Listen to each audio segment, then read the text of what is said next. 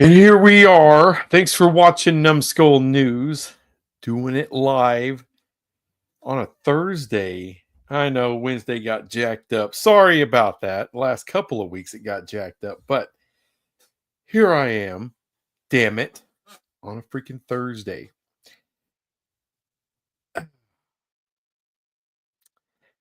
It has been a hell of a week. I mean, my whole childhood is like gone. I mean, kind of sucks. Was gonna do some future video announcements, but uh I'm gonna wait on that. I don't even know if I'm going to do that. Yes, sir. Appreciate you being here, Mr. Sharp. MBM, thank you. Go Pokes. We can go with that for now. We can go for that. Oh, first we gotta start with Ozzy. I ain't gonna.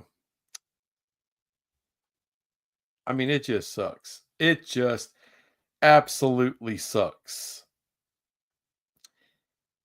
Ozzy passes away, 76. I mean, look, if you would have asked me when I was a kid, just with the reputation of Ozzy, I wouldn't have thought he would have lasted this long. I'm just, I didn't think so. But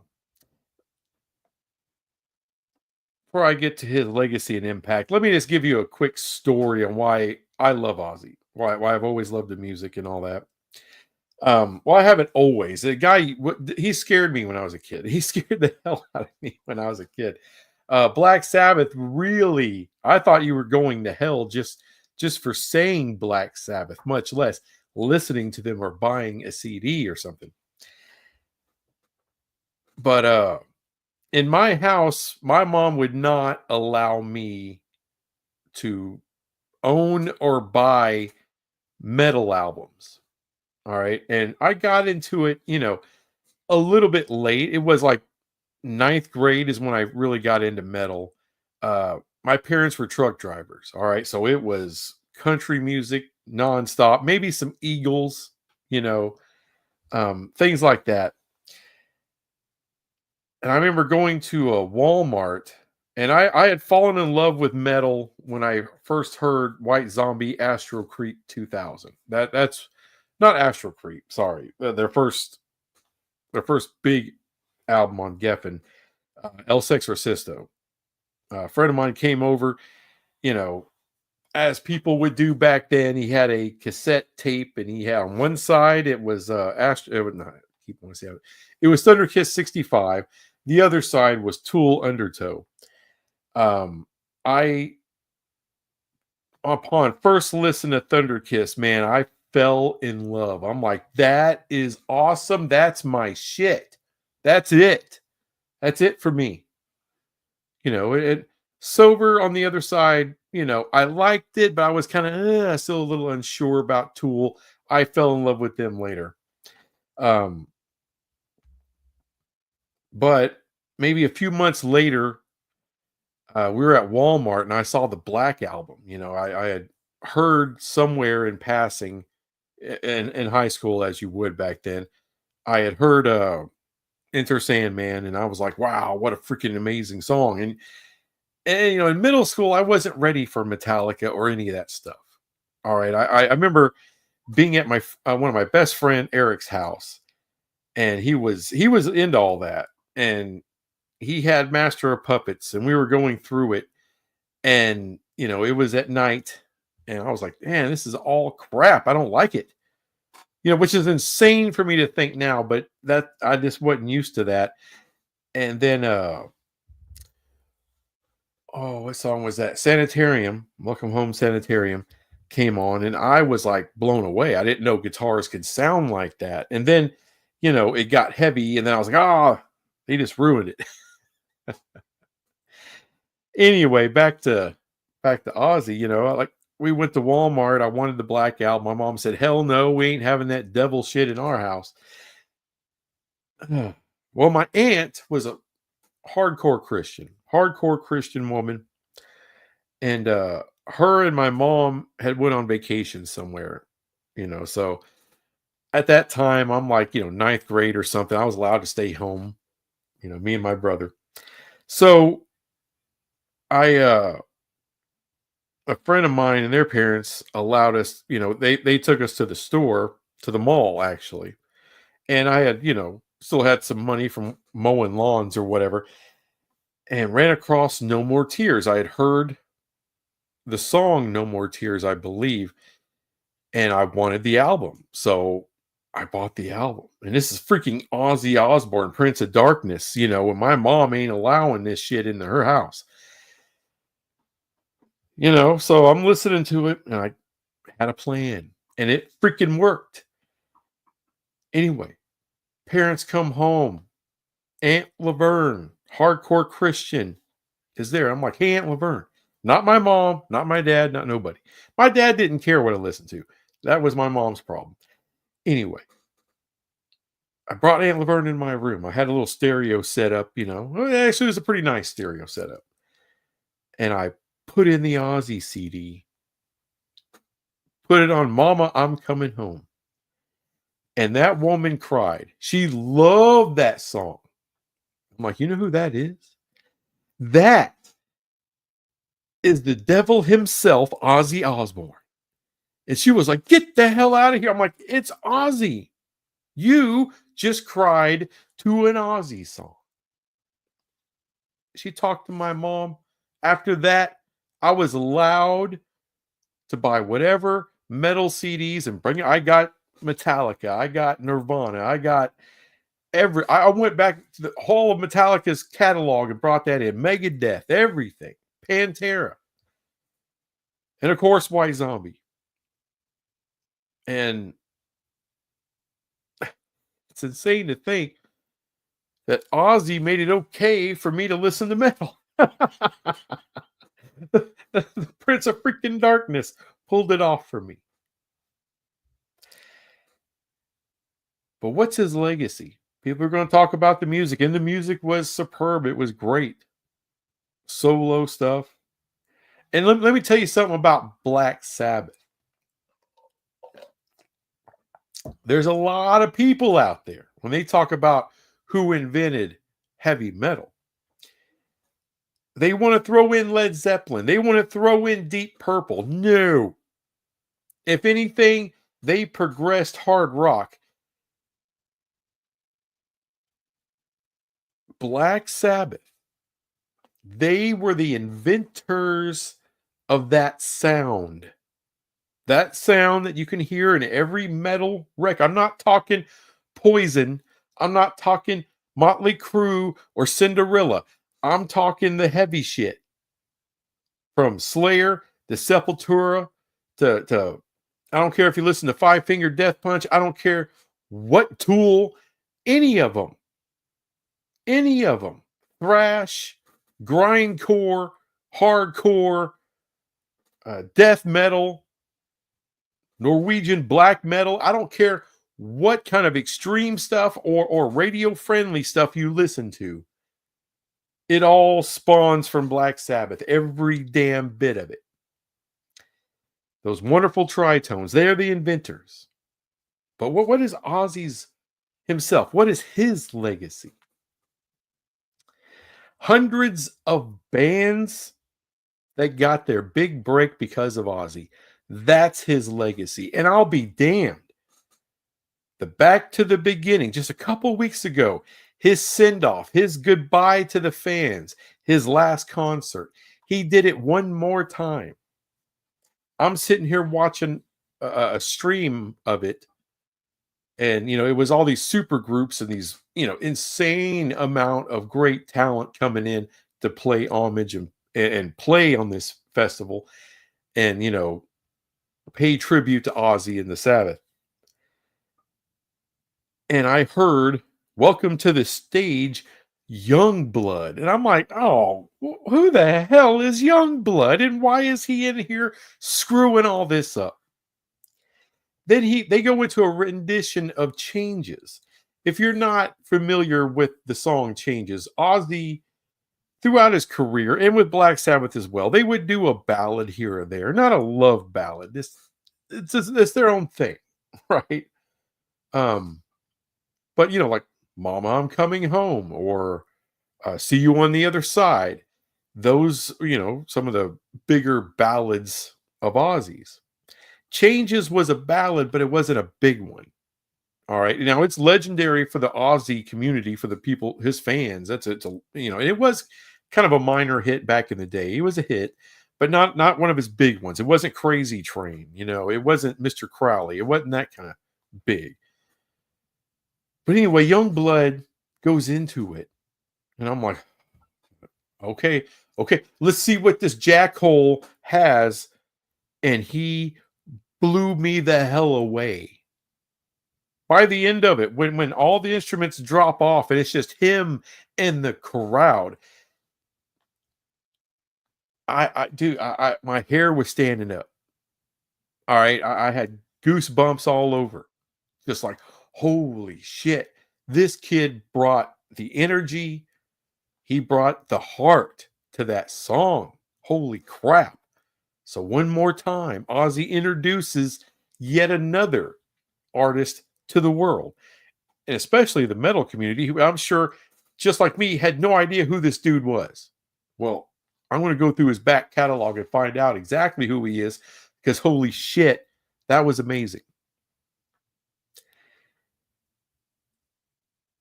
All right, let me get to some of these comments, and then we got to get to the another big hit. I want to go ahead and do it now. Screw it. Screw it. I'm already doing it.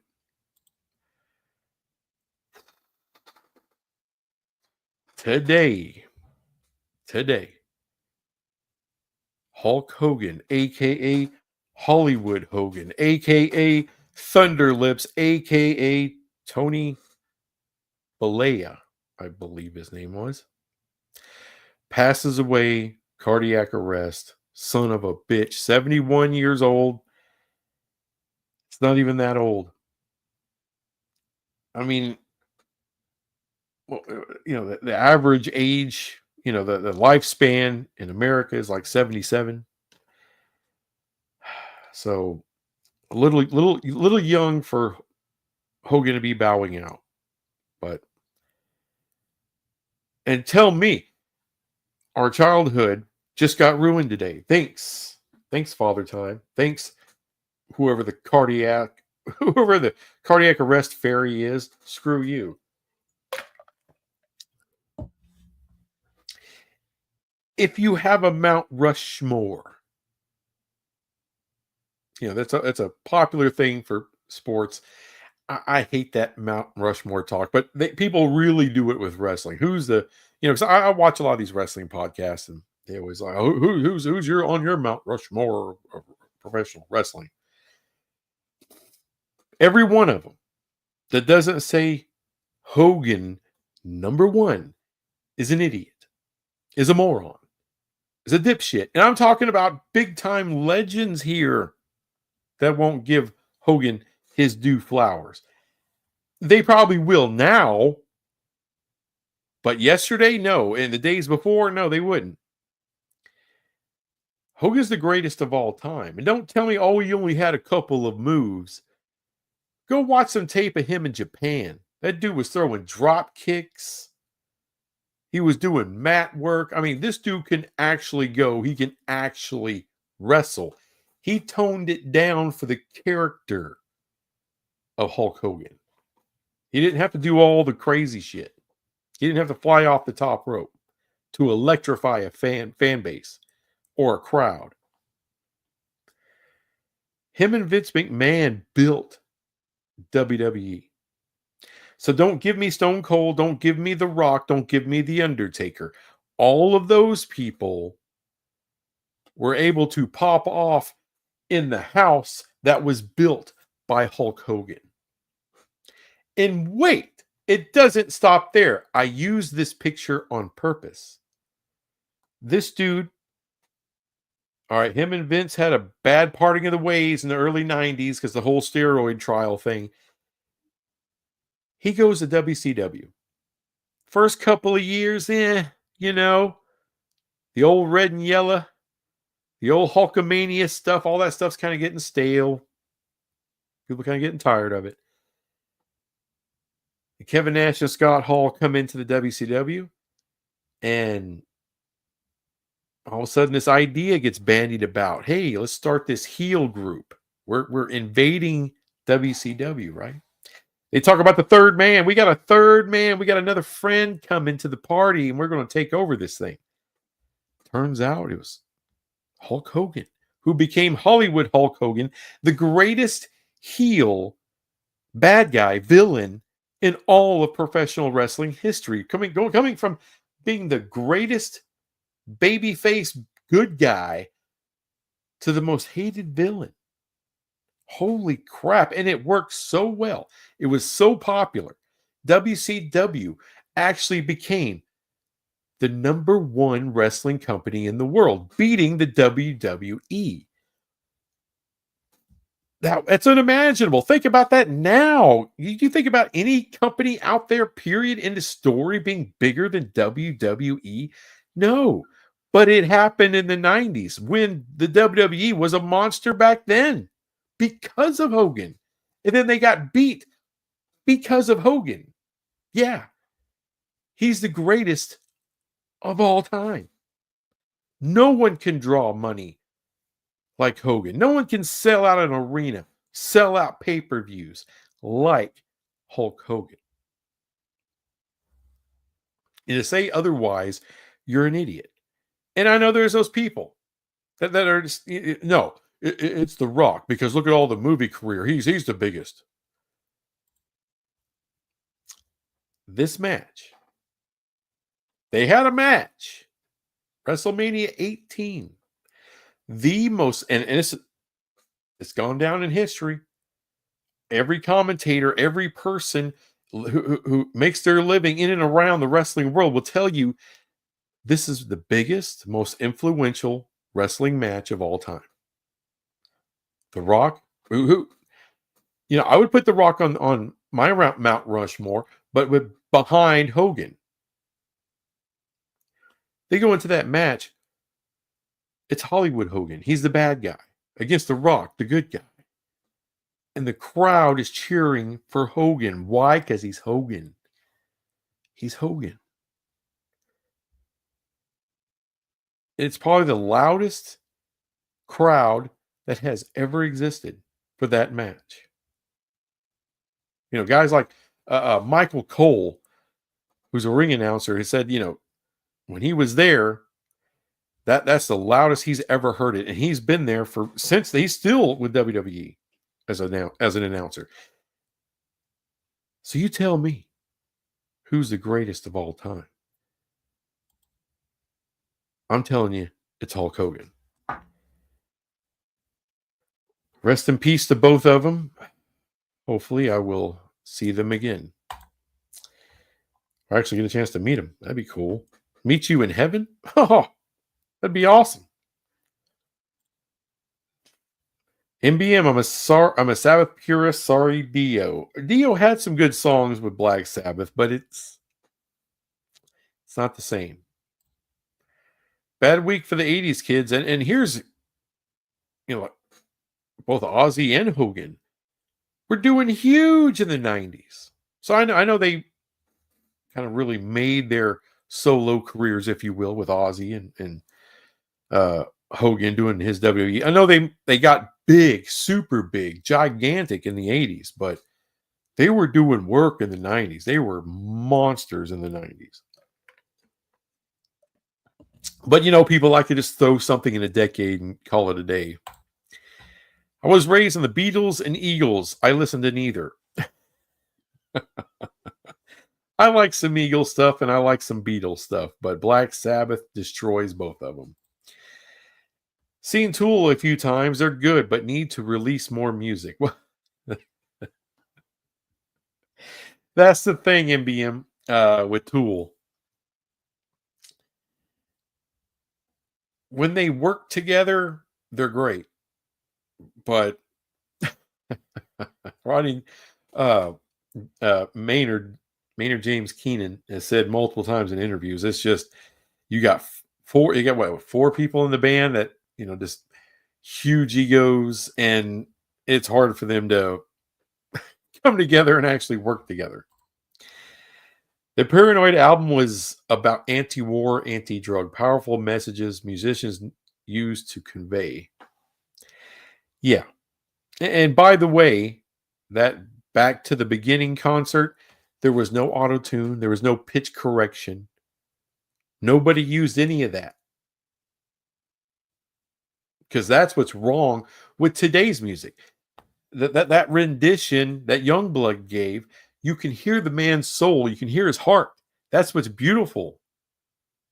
You're always able to hear Ozzy's heart. And all these guys.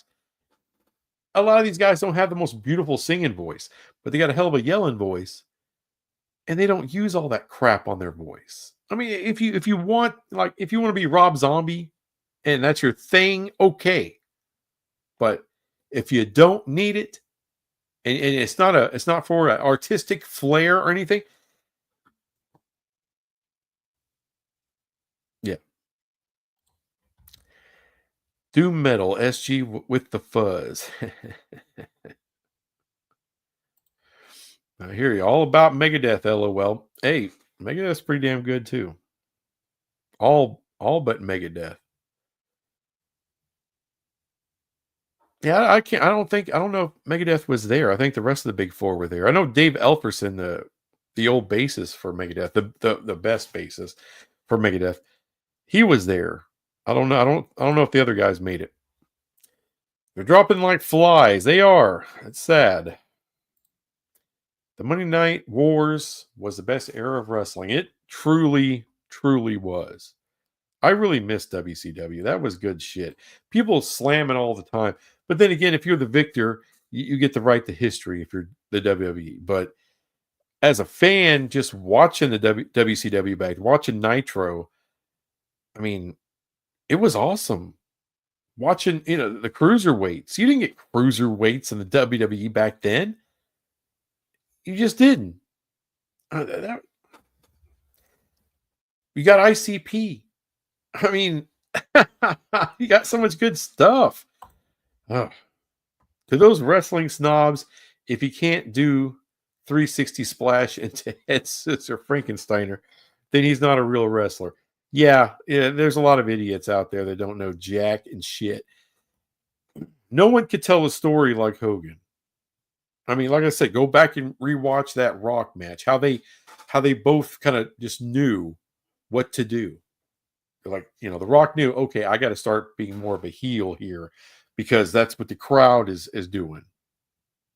And Hogan, okay, I gotta be a little bit more of a baby face, but he can still do heel stuff because he's still Hollywood Hogan.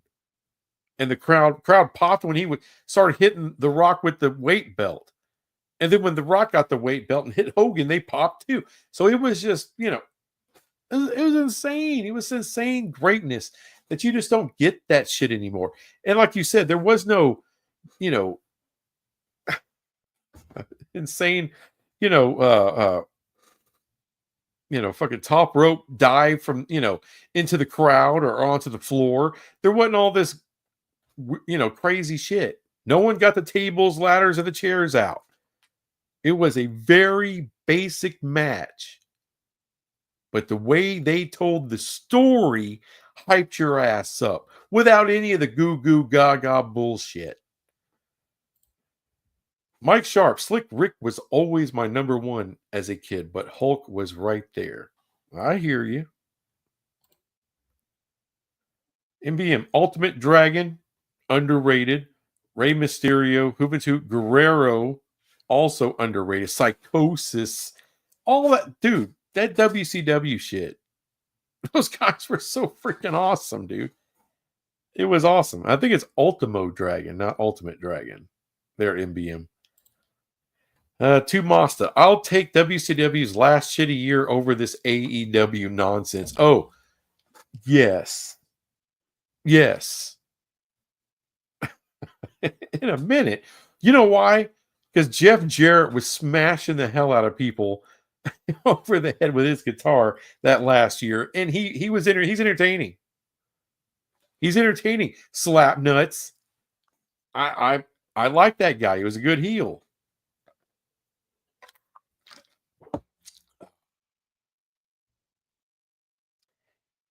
Anyway, a lot of BS this week. Really sucked.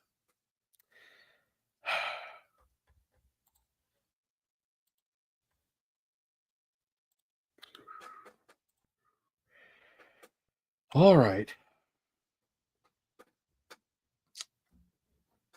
I did put out there Rise of the Big 12. And the reason I did, I was going to make a video, kept putting it off. Other stuff was happening. Maybe some other stories popped off, whatever it was, getting killed at work. So I'm like, you know what? Screw it. Let's just talk about it on the live stream. Everyone knows the story of the. I thought everyone knew the story of the Big 12, but I still get dumbasses in the comments like, well, when you lose y'all's top brands, I'm like, where you been? Is Texas and Oklahoma still here? I didn't notice them. In the year of our Lord 2024, I didn't notice not one Texas and OU game in the Big 12. Why? Because they're gone. They left. People keep confusing old realignment. I don't give a shit about realignment that happened in 1985 or 95 or 05. This new realignment, this shit popped off with Texas and Oklahoma leaving the Big 12 because I tell you why. You don't get blue bloods leaving like that. You can get A&M once in a while. You get Missouri once in a while. Nebraska, Colorado. But you don't get the teams, it'd be like Ohio State and Michigan leaving the Big Ten. It would have been like if Alabama and Georgia left the SEC for the Big 12. That would have been insane. All I'm saying is schools that have a conference built around them, and that's what Texas and OU was. The Big 12 was built around them. That's why certain schools left. Because they're like, whoa, we're a big damn deal too. We spend what you spend. We could do what you do. Nebraska was like, whoa, we ain't taking a back seat to Texas or Oklahoma. We're Nebraska. Colorado had a hell of a run in the 90s. They got tired of taking the shit too. Missouri, good brand, not on the same level, but they decided this unequal revenue sharing doesn't work, brother. Doesn't work for me, brother. If you think I'm stealing that from Greg Flugar, I'm not. I'm not. That's actually a real life Hulk Hogan line. Doesn't work for me, brother.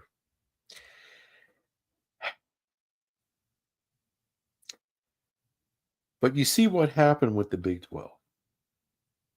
Left with 8 schools that nobody wanted.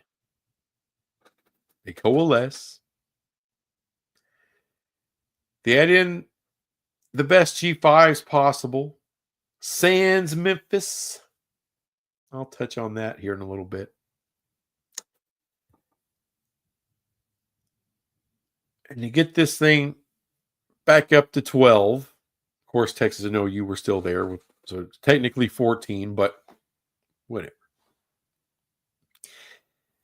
And BYU, in my humble estimation, was our biggest ad. I'm including Colorado in that because it's not dependent on who your coach is. Now, Colorado, which, people like me and some national people were speculating that's going to be the first one. That's going to be the first move. It was going to be Oregon, was it going to be Washington, was it going to be Arizona State, wasn't going to be Utah.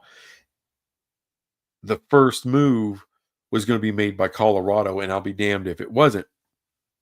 And that started the next level of dominoes.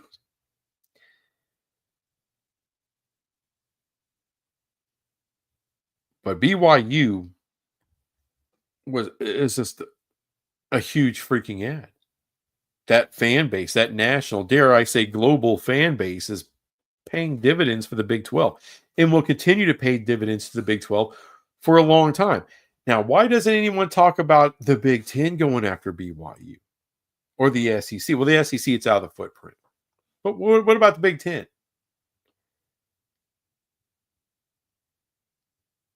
They're not going to.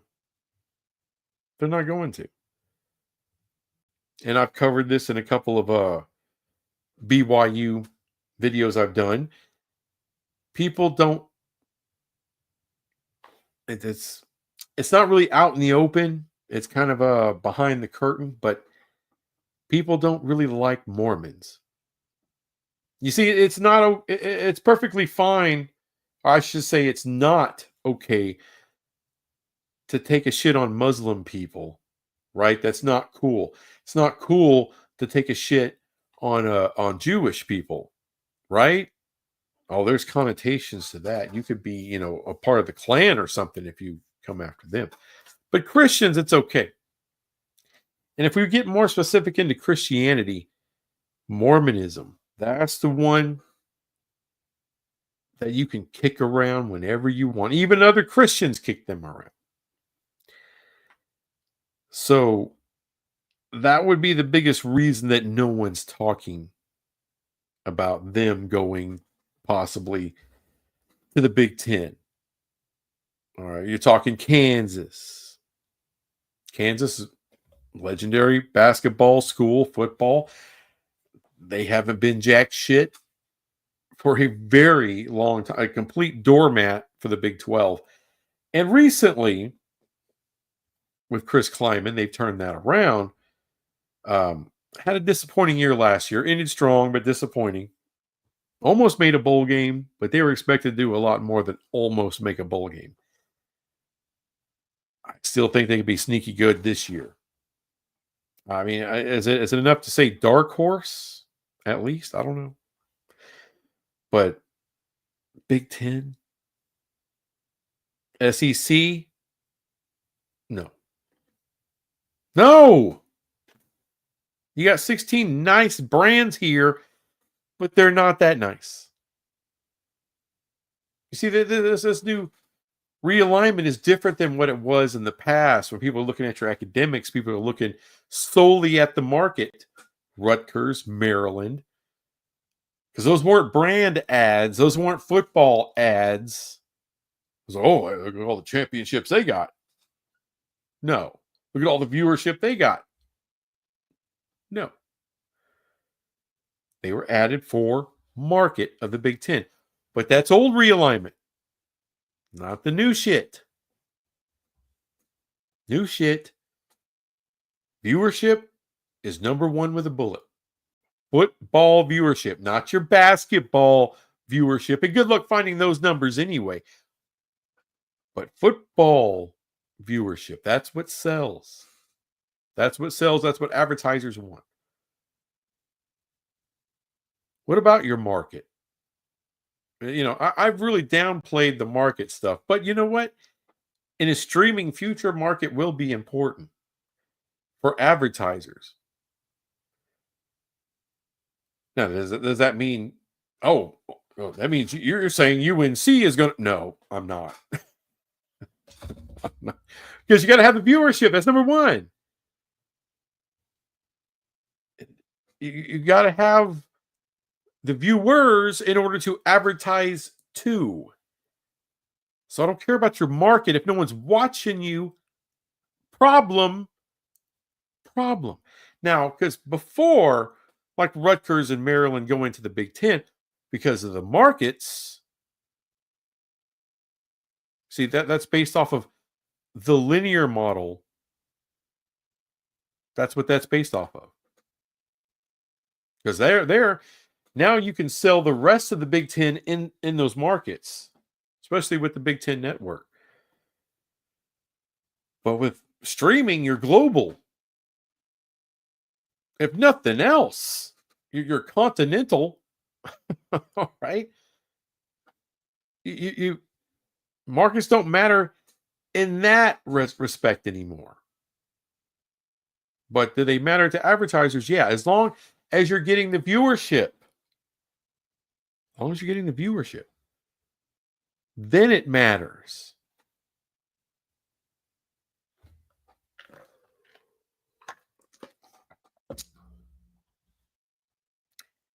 All right, let me get some of these comments. I'm kind of getting behind on the comments.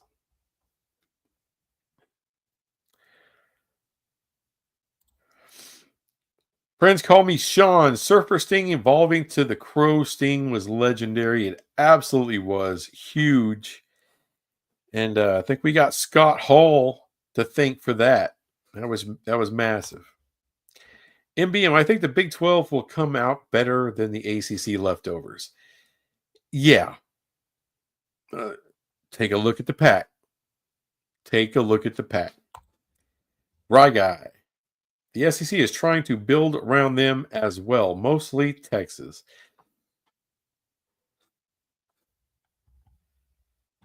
Yeah, I agree.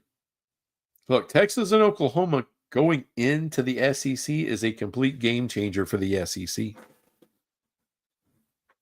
Now, as far as our future video announcements, I'm going, probably my next video will be the Big Ten and how they're right about the CFP. And one of the reasons they're right, because they don't want to lose ground to the SEC. Yeah. I mean, why do you think they're just clawing after Notre Dame? Because Texas and OU was that's a way bigger deal than USC and UCLA. I'm sorry. It's just a way, because you got, in one hand, you got a state and a location losing population. And then where are they going? Well, one of the main places they're going is Texas. Talking about the biggest growing, not just by population, not just job growth, economic growth. Texas is a juggernaut, and it's going to surpass California in everything soon enough. Next 10 years, more than likely. Excuse me. So the SEC getting them was monstrous. It was huge. And I know people in the SEC, oh, well, Alabama's super rich. Georgia's super rich. You ain't seen super rich. I mean, you're seeing it now. University of Texas, those pockets they don't just run deep. They go to the core of the earth, man. They're tickling the earth's taint as we speak. That's how freaking wealthy that school is. And the donors,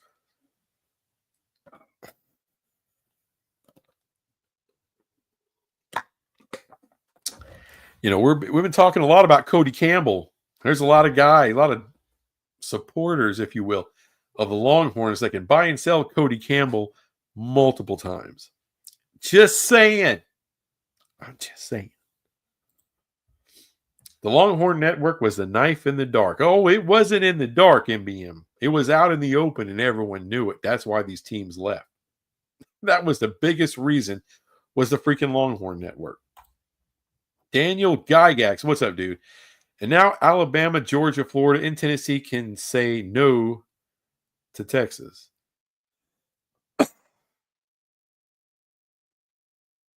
I don't know what you mean, say no to Texas. Because here's the thing. You're not just saying no to Texas. You're saying no to their money. Over time, you give this thing a good 10, 15 years. Texas and OU are going to run this league. Oh, you better believe it. You better believe it. They will be running the SEC within a decade and a half. All right. They're playing, hey, we're good members here. We're just two other teams. Nothing to see here right now. But those are juggernauts, especially when a combined unified front of Texas and OU, and trust me, they are unified in the SEC. Y'all ain't seen shit like it in the SEC. I'm telling you, the political maneuvering that's going to go on. No one's talking about it. I've made videos about it. I'm telling you, they can say no to Texas right now, but Texas ain't going to do anything that's going to require a no right now. Down the road, they just might, and they'll get their way. And Alabama and Georgia and Florida and Tennessee will be on board because you know why?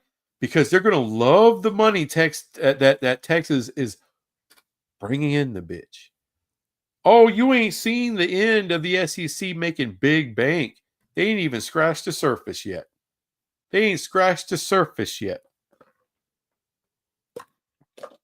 Texas and OU will be the Jerry Jones of that league, man. They're going to bring in money that y'all didn't think was possible. College ball with beans. What's up, Numbskull? Hey, man, what's up? Appreciate you being here. Is that bum Tar Heel in here? He's never in here. He doesn't want to get lit up live. It's one thing when you sit there and you craft your BS, your lies, your delusions, and type it up in there. It's another thing when you're trying to do that shit live. Because it's not just me that's going to call you out. The rest of the damn comment section will, in real time, will call your ass out too. So Tar Heel must be grinning somewhere with that report about them eyeing the SEC. Well, they can eye whatever the hell they want to eye to Mazda. UNC can eye my crotch. That doesn't mean they get to play with it. I mean, shit. Back when I was a teenager or early young adult, that girl from Who's the Boss that grew up. She grew up. I'm drawing a blank on her name now. Because I'm married and I'm a good boy now, but my wife knows this shit. That woman, boy, I eyed her for a long time. I didn't get in there. That's I don't think I ever got in the same state with that actress. So, yeah.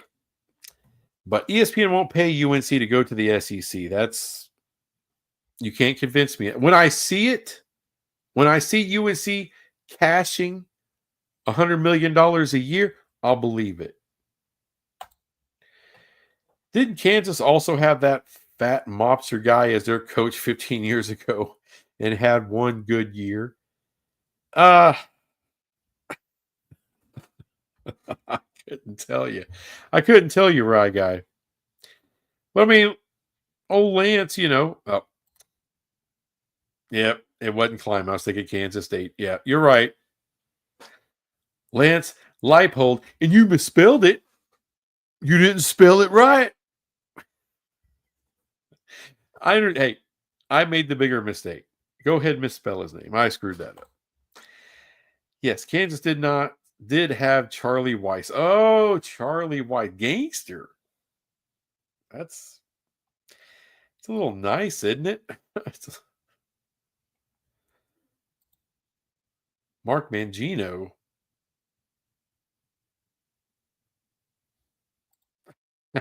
Chris Christie. Again, not much of a gangster there.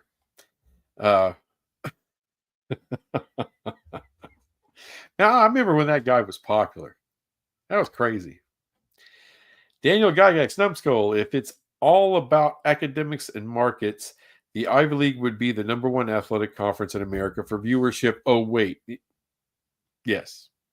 And it's not. I mean, academics and markets obviously are important to the Big Ten. That's how they built that conference. However, in this new age of realignment, you know, I'm not so sure Oregon gets the nod years ago. And keep in mind, they've been playing for national titles, and doing work for like what, 20 years? Not every year they're playing for a national title in football, but they're highly thought of in that area for like 20 years. And for most of that, I don't think the Big Ten would have been cool with Oregon coming in, even with Washington. But times have changed. They have the viewership. They have 20 years of history that says they compete on a high level and draw viewership. And by the way, Eugene, I mean, I've been there. I'm going there again next year, hopefully. Beautiful, but compared to Fort Worth, brother, there's like one big highway. I'm surrounded by massive freaking highways here. I mean, I'm in the thick of the shit, man, in DFW. I'm in it, not on the outskirts. I'm inside the loop, man. Here, I don't know how it works where y'all are from, but Fort Worth has got a major freeway that loops around the city. Dallas has theirs. Then you have connecting freeways that connects the loops. That's how it all kind of combines together. And then you have some other offshoot shit going up into the north, northwest, northeast, and down into the south, which are expanding and growing like a son of a bitch. But I'm inside that perimeter, that loop. That's the big city. That's the city. So, for whatever that's worth. Anyway, MBM, SEC doesn't know what they're getting with Texas. In some respects, they do know. In other respects, they got no clue. But, I mean, as far as the other athletic departments or chancellors, on that level, presidents, no, they don't really know. All they knew, it was just too good of an offer to pass up. Can I say poison pill? No, because everyone's going to make more money with Texas and OU. So it's not a poison pill.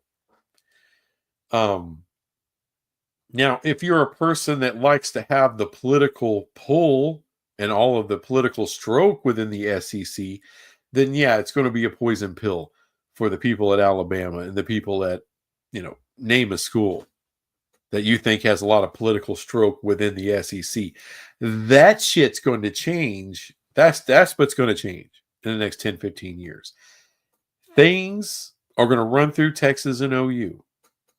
Now, they'll still, hey, we're all in this, right? Big blue blood of Alabama, big, Georgia and LSU. Yeah, we run this.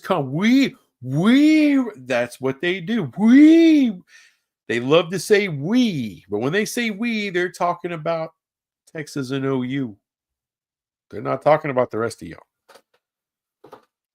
10 to 15 years, the SEC, it'll be ran by those two. And it's not because they're beating them on the field. It's not because they have more conference titles than everybody else. It's not going to, that shit doesn't.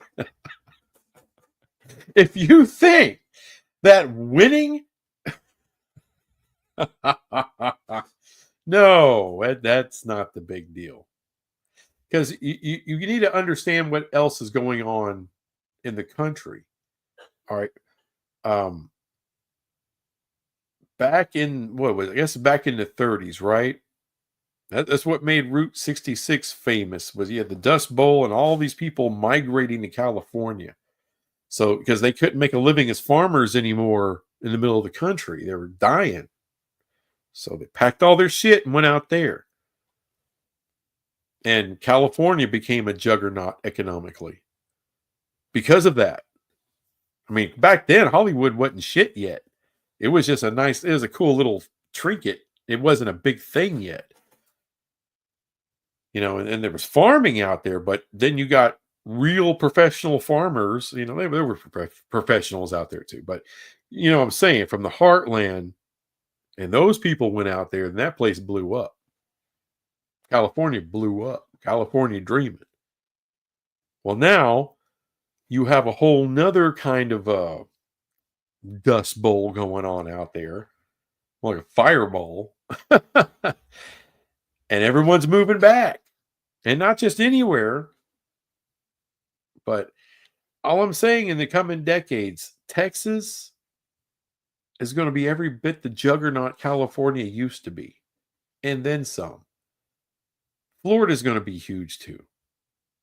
But when people start like, oh, North Carolina, there's only so much room to grow there. I'm sorry. You're not that big. All right. Texas, uh, they've been an oil and gas giant. They're the most important state as far as that goes. But now you add in all the high tech shit that's been the high tech sector that has moved here. And I'm talking way more than Elon Musk. And now you want to talk about the US economic power that has moved here to Dallas. You're talking about corporate, uh, Wall Street kind of shit that has moved in here to North Texas. Oh, this thing is, like I said, it's quickly becoming the most valuable and the most important state. And then you have the flagship University of Texas,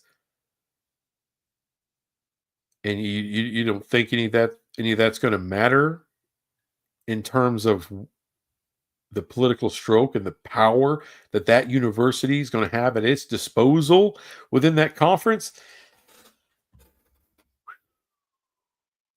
People are going to have a big old shock in 10 years. Texas probably won't leave the SEC. No, they're going to run it. SEC take Clemson and FSU. Wish they would take Oklahoma State so Bedlam comes back. As far as Horns fans, I also miss playing the Cowboys. Bedlam will happen again. Cooler heads will prevail. All right, it just will. The SEC and the Big 12, they'll probably make a deal. I wouldn't doubt it. It smells like that's going to happen. They're getting along pretty well. So I wouldn't doubt if you get Bedlam back. And if anyone in Oklahoma State's got a problem with it, the Big 12, Brett Yormark will say, hey, suck it up. It's good for you. It's good for the conference. Shut up. It's money. Oh, yeah, UT is loaded. And they're going to be more loaded. Texas has a crap load of cash lying around, and a lot of it's in banks drawing interest, too. I don't think Bama, UGA, or Florida would say no to Texas. Right now, I mean, Texas doesn't run the SEC. They just got there. But the tentacles they'll reach out.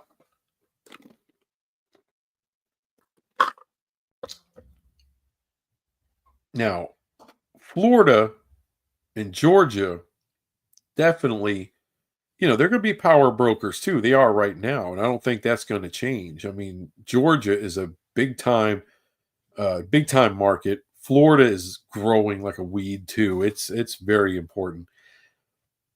But they're not going to be on the level of the state of Texas. That's just not going to happen. In no way, not politically, not economically. And Texas, the University of Texas, they like I said, they have their roots deep in this state and a lot of support from a lot of different sectors. Holy shit. And they're in Austin. They got Matthew McConaughey as a damn mascot. Agreed, Rye Guy. They're probably on the same page. Daniel Gygax, meaning Texas doesn't have the same influence as they did in the Big 12. Not yet. You're right about that, Daniel. They don't have it yet.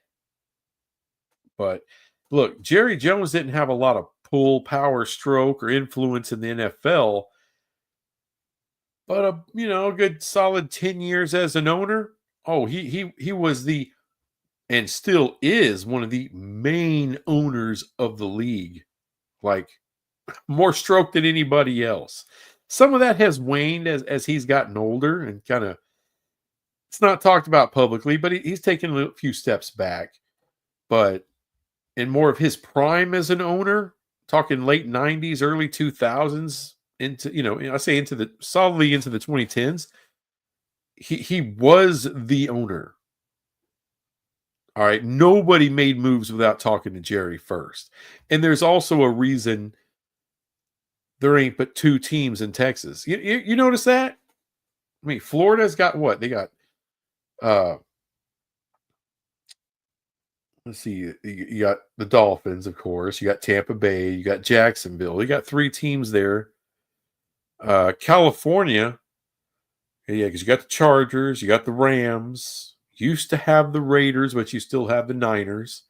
So you got three there. Isn't that kind of weird? Here's Texas, like the mecca of football, but there's only two NFL teams. Like, why isn't there one in San Antonio or Austin? Because of Jerry. Because the Cowboys are big in Austin. They're big in San Antonio. Because I always thought, wouldn't it be cool to have the San Antonio Superchargers? That would be, kind of rolls off the tongue a little bit. But while Jerry's alive, it ain't happening. OU feels like they will get lost in the mid-tier of the SEC. Football wise, yeah, they probably will. They are right now.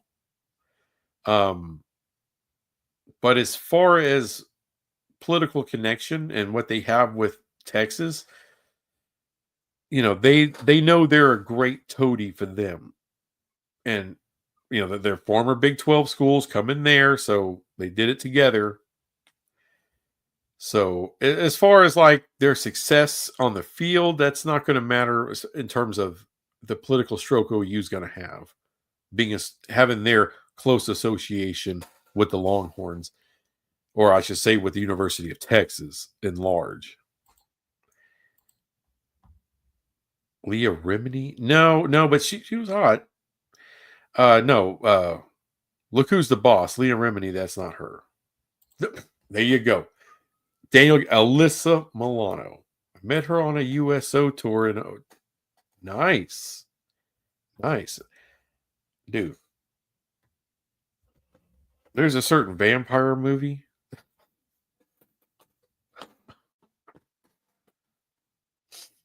There's a certain damn vampire movie that she kind of, let's just say she got out of her child image into a full woman image, and holy, yep,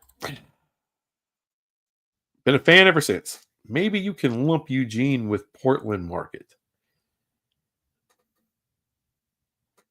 You can. I don't know how great of a market Portland is.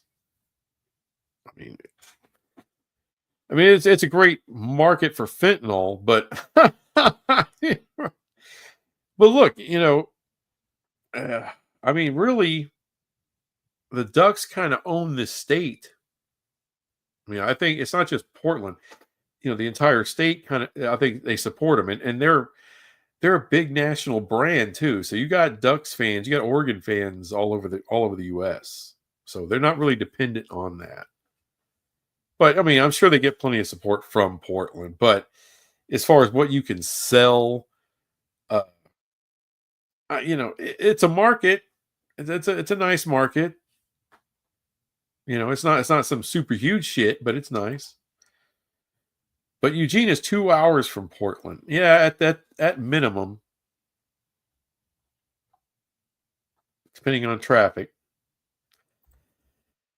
I feel like Texas is in for a good run under Sark, killing it on the recruiting trail, throwing money around. Well, they even before Sark, they were killing recruiting, but you're only going to do so much as how good your coach is and how good your quarterback is. And that's right now. I mean, my God, that's like the most intriguing story in all of college football. You got yet another Manning, and let's This legacy kid, let's see how good he is. Hi, Goldie.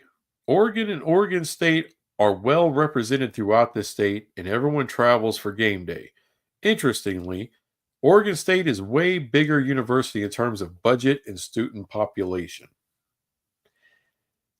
Yeah, but they don't have that badass Nike money. That's been a little problem. Yeah, even though Eugene is small, I think it's quite a bit bigger than Corvallis as well. To be fair, Oregon State is closer to Portland than Oregon is. Tennessee also is becoming a juggernaut. Nashville seems like Hollywood 100 years ago. It's becoming a big deal. And I'm glad Foodie Memphis is in here. Because I made my last video I've been kind of a pro Memphis to the Big 12. And most people weren't cool with that. Most people didn't like it. And look, that's fine. That's fine. Even people who like Memphis like me, they're like, you gotta see the ACC thing. You gotta do the ACC thing first. I'm like, I just hope it's not. Look. I said it was a mistake. Maybe it wasn't a mistake. I've been back and forth on this thing, but I had to put a video out. Had to put something. So that's just kind of where I ended up. But so right now, I want to downgrade that to I hope it's not a mistake. I hope the Big 12's doing the right thing. I mean, I had 100 comments, and pretty much everyone's telling me the same thing. Not really trying to shit on Memphis, but just saying, there are bigger fish out there. Just hold your wad for a little bit. Maybe they are doing the right thing.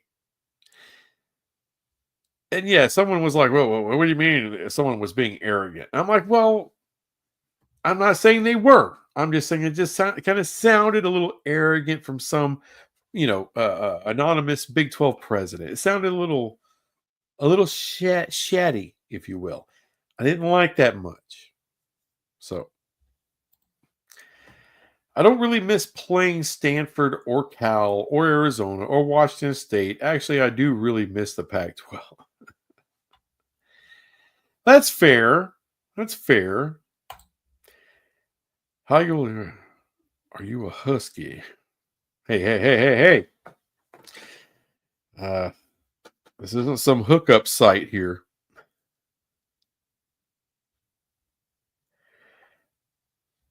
Let's see, I don't miss the Big 12, but I miss Oklahoma State and Tech.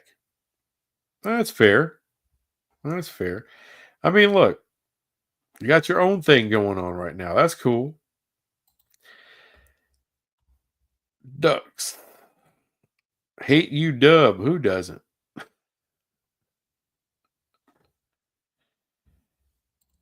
Texas has won the Directors Cup the last 5 years as well. That's awesome. Actually, I saw a video. I saw that the Directors Cup's lined up. Saw a video of some European people coming and seeing a college game for the first time, and it was Texas versus Georgia last year, regular season. And that's the first time, their video, they showed a lot. I'd never been to Austin for a UT game. And I'm like, that's insane. Now, it's Georgia as well coming to town. But wow, they put on a freaking show, man. I saw the Seahawk, no disrespect. Well, you don't have a lot of options up there in the Northwest. You're either a Seahawks fan or you're not an NFL fan. I mean, I guess maybe the Niners. You probably have some Niners fans, but I'm pretty sure those people immigrated in from Northern California. I'm guessing.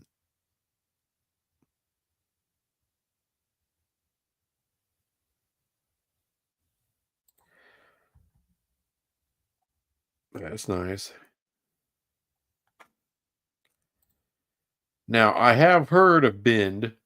My family out there in Eugene, they've been up there. I've been to the coast. Took a trip out to the coast. I can't remember the name of this little town, but it was beautiful, man. It was freaking awesome. Unfortunately, we went to these caves, but we missed the sea lions. They had just left like the day before. I'm like, Mother Nature's a yeah.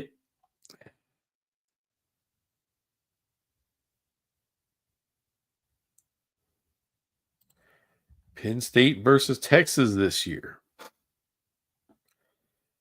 Well, that sounds big damn time. Yeah, a lot of people don't have a lot of faith in James Franklin. I'm just saying, don't screw up like Nebraska did firing Frank Solich. Keep James Franklin around. This dude recruits, he coaches really well. Well, he ain't winning the big one. You think someone else is going to come in there and win the big one? Oh, yeah. I mean, really? Who's coming in to win the big one for you? You have a coach that works. Keep him around. Pay him and keep him around. Eventually, he's a good coach. He'll break through. It'll happen. Guaranteed. He will beat Ohio State and or Michigan or both in the same year. He'll win the conference. It may happen this year. Can't stand it when some of these fan bases are like, well, and look, it's not like the Cowboys. They haven't hired a good coach since Jimmy. That's all I'm saying. That's all I'm saying. That's their biggest problem. But you got a coach. Hang on to the man. Penn State has the best coordinators in college football. Sark is better coach than Franklin, no doubt. Well, they got the same amount of championships, so let's hold off on that talk just yet. Because if Franklin breaks through this year, if Penn State breaks through, it's not going to be a great take there.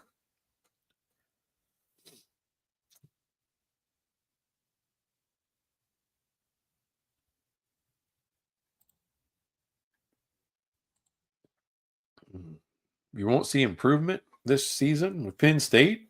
I don't know. Got a lot of people coming back, quarterbacks coming back. Ohio State can't say that. Michigan, I don't know what the hell all they're bringing. They're gonna have a shit ton of talent, of course. But Penn State also has a ton of talent. So I don't know. This if you're bringing back that quarterback and he's got that playoff experience, maybe he gets better. Seahawks and Niners are the teams you root for. There's more Seahawks fans, but people moving in from the Bay Area, also people who are around for the Niners dynasty. Gotcha. All right. Yeah, I'm about to have to take off, and oh my God. Yeah, Dave Campo wasn't bad. Yeah, 5-11 3 years in a row. That was fun. That was a lot of fun.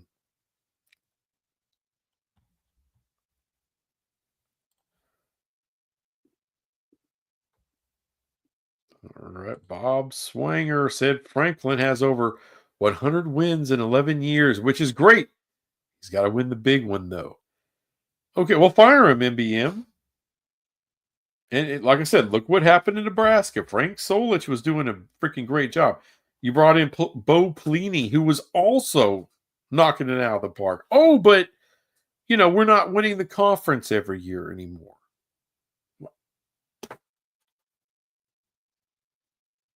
We're not beating Ohio State like we should. We're not beating the likes of Michigan like we should. I mean, look, you got a fantastic coach. You hang on to him and allow that dude to break through. Don't just fire because, I can't win. You can't win the big one. Well, shit. I don't know what to tell you. I'd rather hang with a good coach who can eventually get me there. That's all I'm saying. What's the use of doing all the recruiting, getting all the talent, and paying all the talent, doing all this and all that when you don't have the coach who knows what the hell they're doing? Or dare I say, sucks. So, anyway, guys, thank you for being here.